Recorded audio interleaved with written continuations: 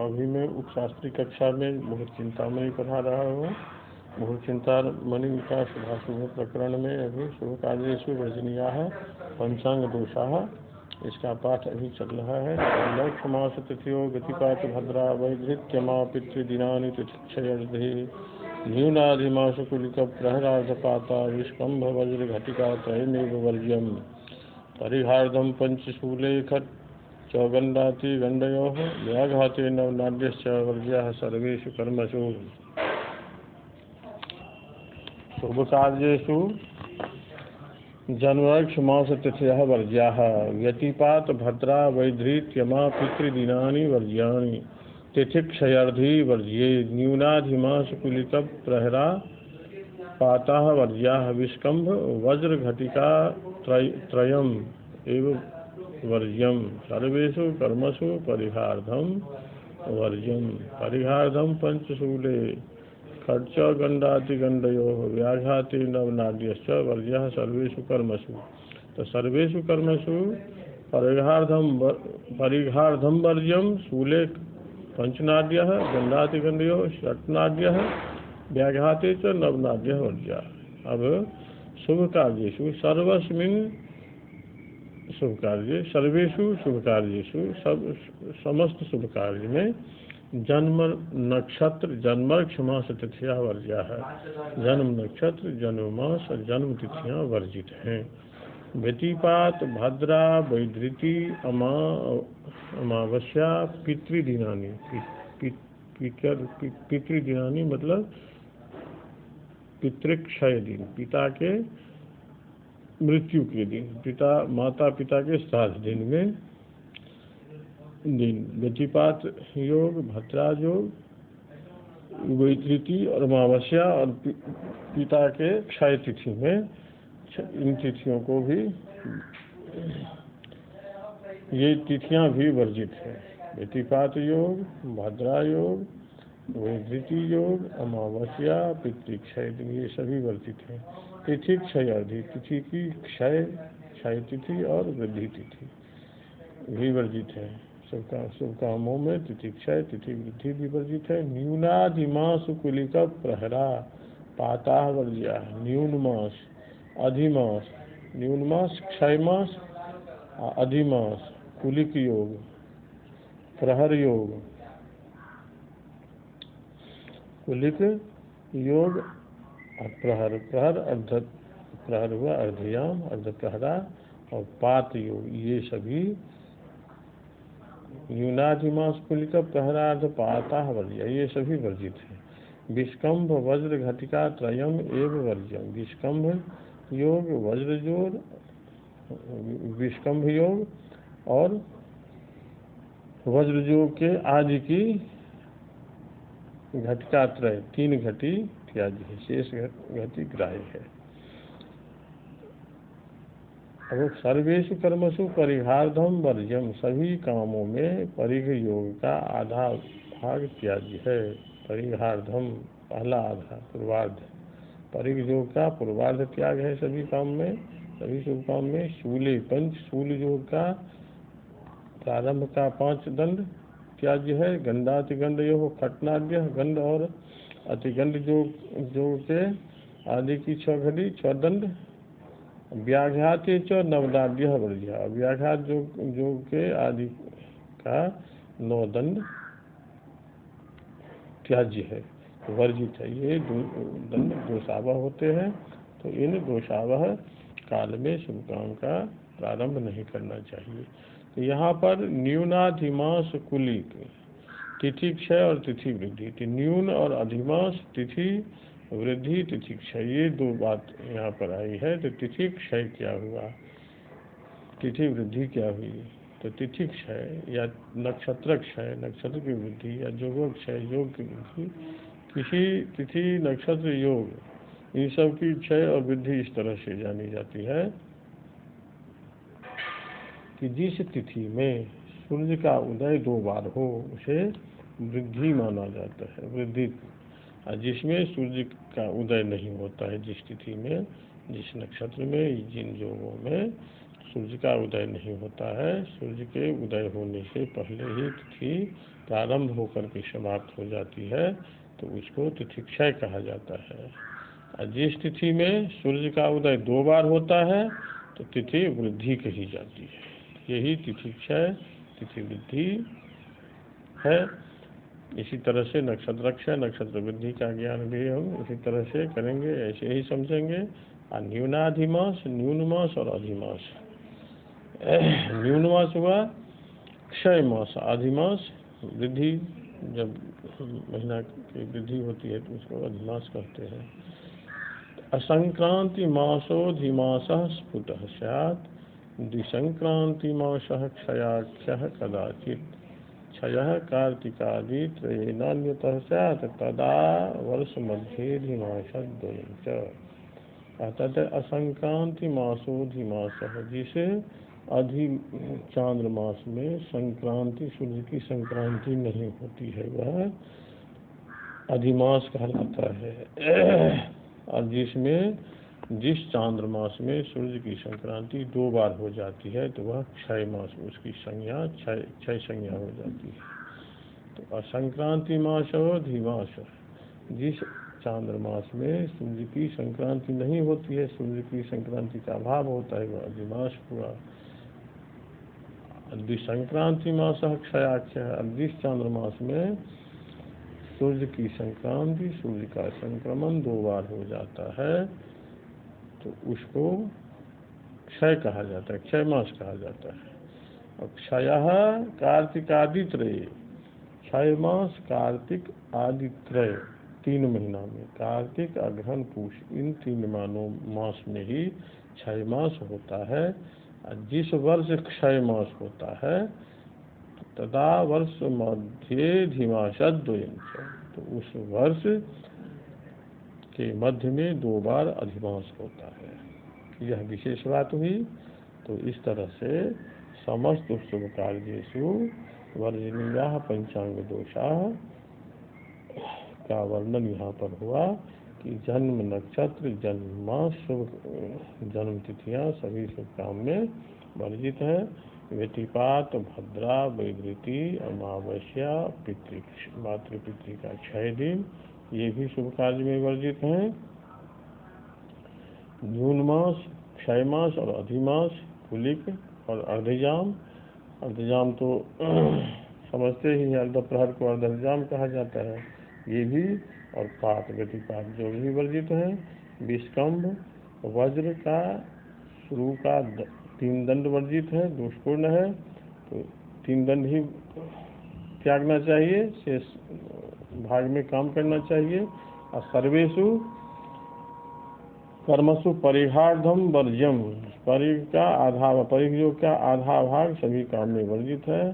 शूले पंचनाद्य, शूल योग का आदि का 5 दंड वर्जित है। गंड और अतिगंड योग के आदि का 6 दंड वर्जित है। व्याघात के आदि का 9 दंड वर्जित है। इस तरह से वर्जित करके शेष भाग में शुभ काम करना चाहिए। अब पक्षरंध्र तिथियाँ कही गई जाती है। पक्षरंध्र तिथयः,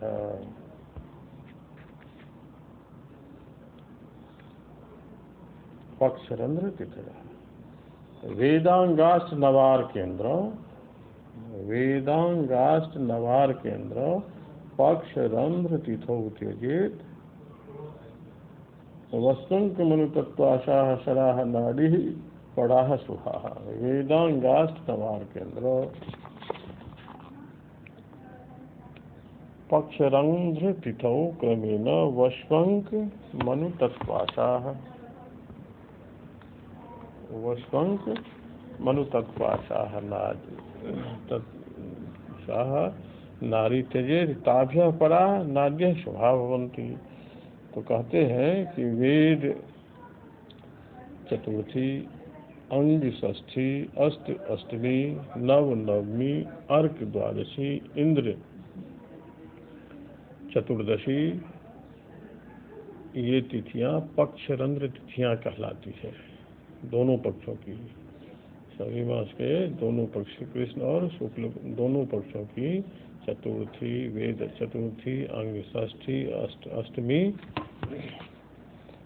नवमी और द्वादशी और चतुर्दशी, ये तिथियां पक्षरंध्र तिथियां कहलाती है। इनकी संज्ञा पक्षरंध्र हुई। और आवश्यक काम में इनका वस्वंक मनुतत्वाशा सरा नाड़ी पराशुभा, मतलब ये दोषपूर्ण तिथियां हैं। संपूर्ण भाग परित्याज्य है, त्यागने योग्य है, लेकिन यदि काम आवश्यक है तो इस परिस्थिति में इसका आदि भाग से वस्वंक मनुतत्वासाह सराह नाड़ी त्यजेत। चतुर्थी तिथि के शुरू की वसु 8 दंड, शुरू का 8 दंड, षष्ठी के प्रारंभ का अंक 9 दंड, अष्टमी के प्रारंभ का तत्व मनु चतुर्दश 14 दंड, नवमी के तत्व 25 दंड, यह शुरू से लेंगे।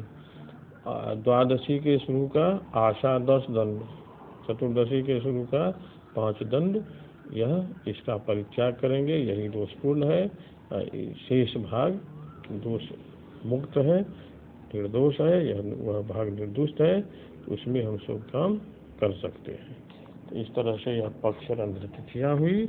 और पक्षरंध्र तिथियां का जो विशेष दोषपूर्ण भाग था उसका हम विचार करके और उसका परित्याग हम कर लिए, और परित्याग करके तब हम किसी प्रकार के शुभ कर्म का प्रारंभ करेंगे। अब कुलिक कालवेला और जमघंट योग। कुलिक कालवेला जमघंट कंटक योग। कुलिकः कालवेला च यमघंटश्च कंटकः वाराद्विघ्ने क्रमान् मंदे बुधे जीवे उयक्षणः। कुलिकः कालवेला च यमघंटश्च कंटकः वाराद्विघ्ने क्रमान् मंदे बुधे जीवे कुजक्षणः।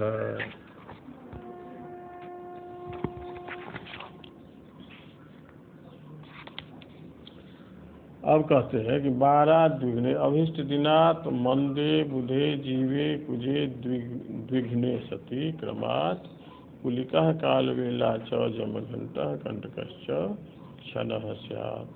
दिन में वारात अभिष्ट दिनात, दिन में कुलिकादि 4 मुहूर्तों का ज्ञान करना हो तो उस दिन से शनि, बुध, गुरु और मंगलवार तक गिनकर जो संख्याएं हो उन्हें दूनी करके क्रमशः कुलिक, कालवेला, जमघंट और कंटक मुहूर्त का ज्ञान करना चाहिए। अभिष्ट वारात, अभिष्ट दिन,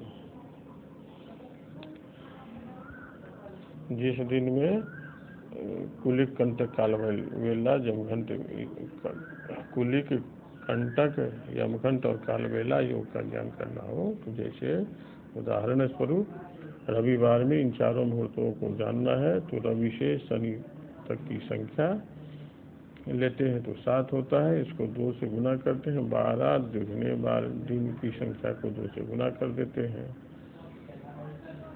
तो 7 गुना 14 हुआ, तो 14वां मुहूर्त कुलिक हुआ। फिर रवि से बुध तक गिनते हैं और उसके दिन की संख्या को 2 से गुना करते हैं तो रवि से बुध 4 हुआ, 4 दूनी 8 हुआ। 8वां मुहूर्त कालवेला का हुआ, 8वां मुहूर्त में कालवेला क्षण आएगा।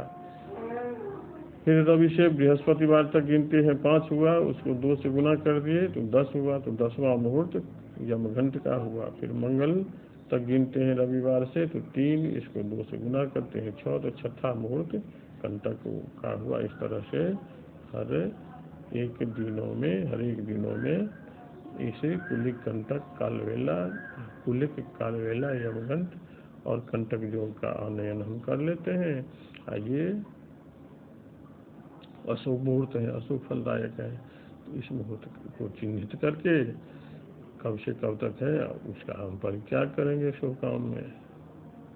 इस तरह से कुलिक, कालवेला, यमघंट एवं कंटक योग का आनयन भी हो गया। अब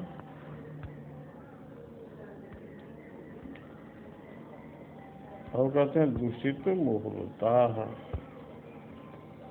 ये दूषित मुहूर्ता है।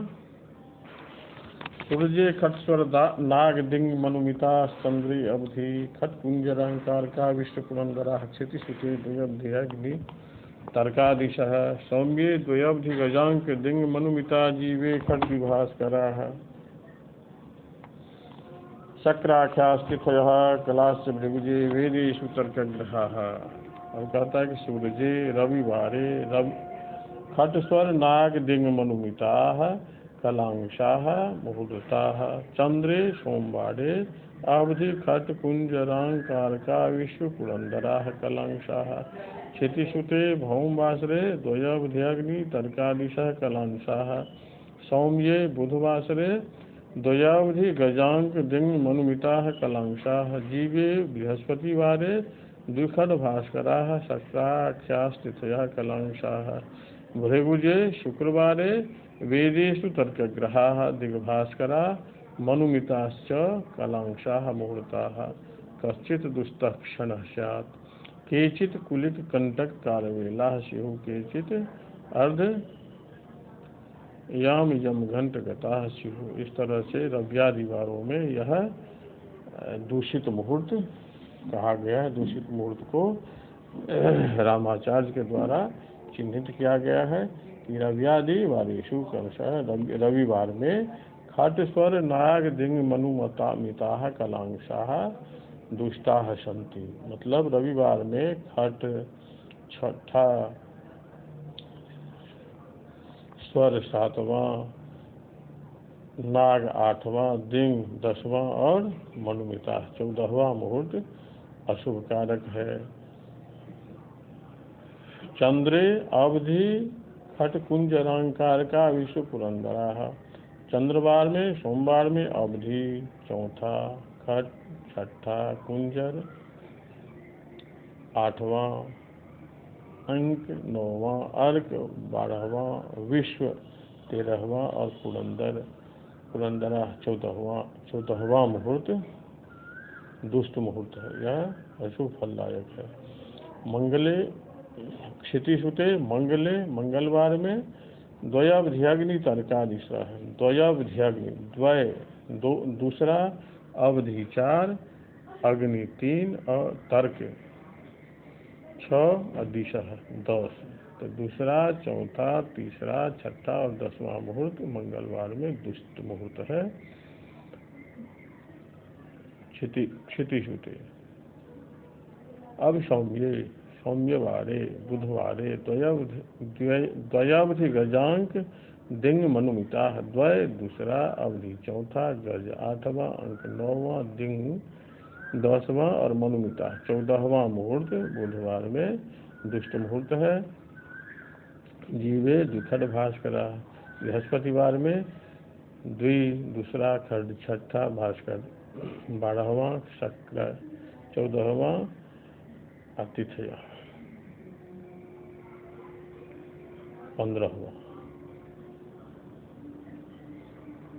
15वां मुहूर्त बृहस्पतिवार में वर्जित है।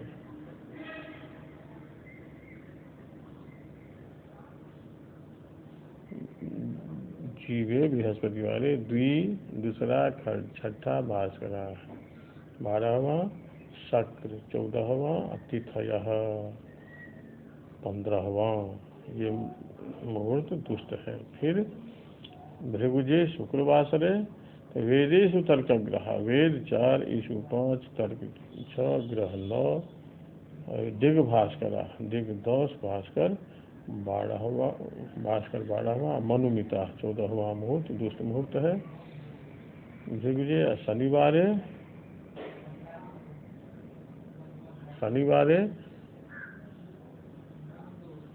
शशि द्विनागादिशो भव दिवाकर समिता।